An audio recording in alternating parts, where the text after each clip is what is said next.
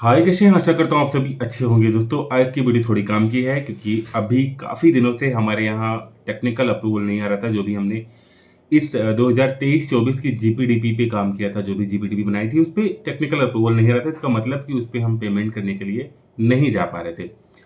तो अभी आज 1 जून से ही ये प्रोसेस शुरू हो गया है और आज 2 जून को ये प्रोसेस हमारे पोर्टल पे दिखना शुरू हो गया है कि टेक्निकल अप्रूवल जो है वो यहाँ पे प्रॉपर्ली शो कर रहा है। लेकिन इसमें थोड़ी-सी यहाँ पे वो है कि जब हम जियो टैग के लिए जाते हैं तो वहाँ पे एक ऑप्शन और ऐड हो गया है कि वहाँ पे जो भी कॉस्ट है जनरल में ऐड, क्योंकि हम जब भी कोई आईडी बनाते हैं तो जनरल में एससी में एसटी में इन सब में हम नंबर्स ऑफ देते हैं कि इतने-इतने लोगों के लिए, लाभार्थियों के लिए हम इस योजना को यहाँ पे क्रिएट कर रहे हैं। मतलब इतने लाभार्थियों को लाभ यहाँ से मिलेगा। तो ऐसे में नहीं ले रहा है तो कुछ जगह पे अब जहाँ पे अगर आपने वहाँ पे एससी डाला होगा तो एससी हाईलाइट होगा। लेकिन अगर जनरल में भी टोटल कॉस्ट आप डालेंगे तो होगा। तो आइए प्रैक्टिकली देख लेते हैं किस तरह से टेक्निकल अप्रूवल करेंगे और किस तरह से एडमिनिस्ट्रेटिव अप्रूवल क्या बदलाव हुआ है और कैसे कॉस्ट डाल के हम जियो टैग के लिए आईडी को रेडी करेंगे। हालांकि बिना जियो टैग के कोई भी आईडी भुगतान नहीं होगा, आप भी जानते हैं। बेसिकली मानदेय वगैरह कर सकते हैं, लेकिन और जो भी आईडी है चाहे वो केंद्रीय वित्त की हो, राज्य वित्त की हो, सब जियो टैग करना पड़ेगा। तो पहले ग्राम पंचायत में लॉगिन किया और जैसे हम टेक्निकल अप्रूवल जाते हैं तो एक नया इशू आपको देखने को मिलेगा। यहाँ पे 120% का इश्यूज बताएगा। तो यहाँ पे स्वच्छ भारत मिशन का दिख रहा है। स्वच्छ भारत मिशन में हम जा करके यहाँ से जो बैलेंस इसमें एक सीट ऐड किया गया है उसको हम यहाँ पे कम कर देंगे। कम कर देंगे तो जाहिर सी बात है ये जो प्रॉब्लम दे रहा है वो प्रॉब्लम नहीं देगा, फिर ये चीज़ें सही हो जाएंगी।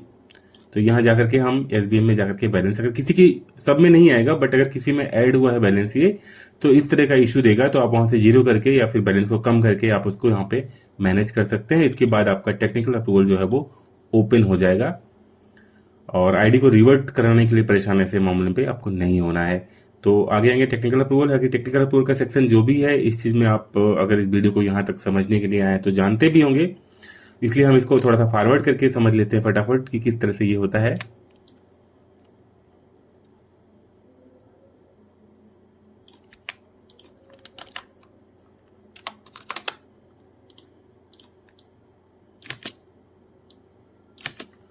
हालांकि एक जानने वाली चीज ये है, जैसे अभी तक आईडी पे हम 20% बैलेंस ही बढ़ाते थे, लेकिन अब वो चीज थोड़ा सा रिस्ट्रिक्शन हटा दिया गया, पोर्टल में चेंजिंग किया गया है। जैसे अगर 2 लाख अमाउंट है तो यहाँ पे आप 4 लाख अमाउंट डाल सकते हैं। मतलब जितना की आपकी आईडी है उसका डबल आप यहाँ पे एक्सीड कर सकते हैं। इसकी व्यवस्था अभी यहाँ पे ये न्यू ऐड किया गया है, क्योंकि बजट एलोकेशन में हमारे पास बजट कम होता है और कभी कभी आईडी पे थोड़ा मिसमैच हो जाता है बैलेंस यहाँ वहाँ समझने बूझने में, तो पेमेंट नहीं हो पाता, आईडी हमारी बेकार हो जाती है। तो यहाँ पे क्या है, यहाँ पे वो बैलेंस को बढ़ाने की व्यवस्था की गई है। ये अभी जल्दी में सुधार हुआ है।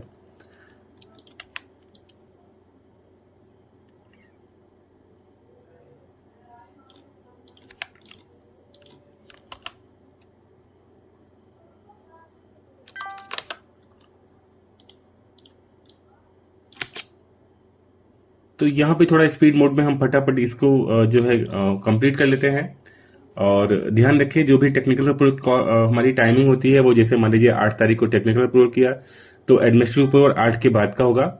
और 8 के बाद का एडमिनिस्ट्रेटिव हुआ तो 8 के बाद का या 8 के डेट में ही हम ऑन गोइंग आईडी को करेंगे मोस्टली, क्योंकि एक ही दिन में टेक्निकल, एडमिनिस्ट्रेटिव और ऑन गोइंग नहीं आईडी होती।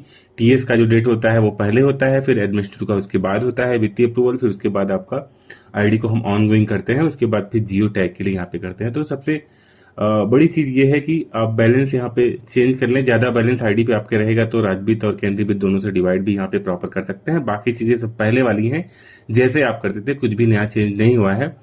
बस थोड़ी सी एक चीज चेंज हुई है कि जियो टैग पे जब हम मैप करने जाते हैं तो वहां पे बैलेंस मांगता है, और अभी आप जनरल में जब बैलेंस ऐड करेंगे तो आपको एक एरर देगा। तो फटाफट आते हैं हम उस जियो टैग वाले ऑप्शन पे। हालांकि मैं इस आईडी को यहाँ पे ऑनगोइंग कर दिया हूँ, जिसको भी अगर कुछ समस्या होगी, जो नए आप होंगे तो आप इसको देख करके वहाँ पे समझ सकते हैं कैसे ऑनगोइंग आईडी को करते हैं। और जो भी एस्टीमेट की कॉपी होगी उसे स्कैन कर लें आप, उसे स्कैन करके आईडी के टेक्निकल और एडमिनिस्ट्रेटिव अप्रूवल में आप एस्टीमेट की कॉपी को अपलोड करें, जिसपे जो आपके जेई या फिर कंसल्टेंट इंजीनियर के सिग्नेचर होंगे या फिर आपकी ग्राम पंचायत की मोहर होगी। तो अब जियो टैग मैप के लिए फिजिकल प्रोग्रेस पे यहाँ पे क्लिक करके वहां पे आ जाएंगे हम।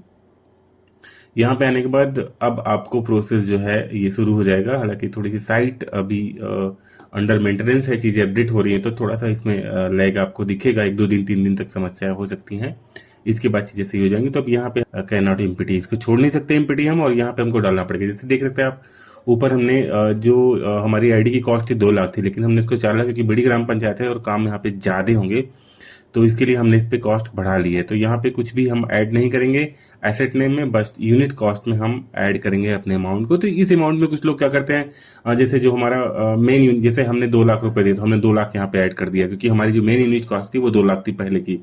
तो अभी ये देखिए इनवैलिड बता रहा है, तो हमको वो नहीं देखना है। जो हमने अभी एडमिनिस्ट्रेटिव कॉस्ट ली है उस कॉस्ट को यहाँ पे ऐड करेंगे और सेव करेंगे, तो ऑटोमेटिकली ये ले लेगा। तो आप अगर कुछ बैलेंस में छेड़छाड़ किए हैं तो छेड़ के बाद लास्ट का जो एडमिनिस्ट्रेटिव वित्तीय अप्रूवल का बैलेंस है वही बैलेंस आपको डालना है, फिर ये प्रॉब्लम्स आपको शो नहीं होगी। आई होप, आशा करता हूँ कि वीडियो आपको पसंद आई होगी। पसंद आई हो तो लाइक करिएगा। मिलते किसी और छोटी मोटी वीडियो में, तब तक के लिए जय हिंद, बाय दोस्तों, टेक केयर।